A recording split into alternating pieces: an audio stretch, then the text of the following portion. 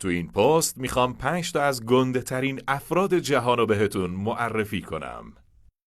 آرلیندو دسوزا، بدنساز برزیلی. دور بازوهای آرلیندو 75 سانتی متر و بزرگترین بازوهای دنیا رو داره.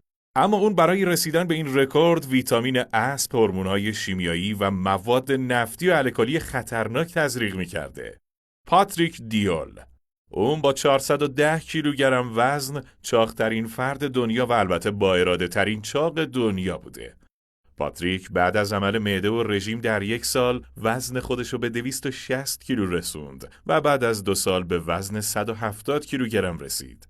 روبرت وادلو با قد 2 متر و 72 سانتی متر رکورد بلند قدترین فرد در تاریخ رو داره. اون تا لحظه آخر عمرش در رشد بود و در سن 22 سالگی در خواب درگذشت. آندره جیانت.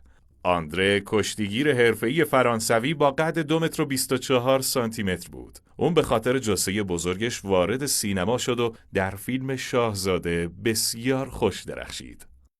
مارگو دایدک. مارگو بلندقدترین زن بسکتبالیست در دنیاست. مارگو 2 متر و 18 سانتی متر قد داره و همین برای برنده شدن تیمش کافیه.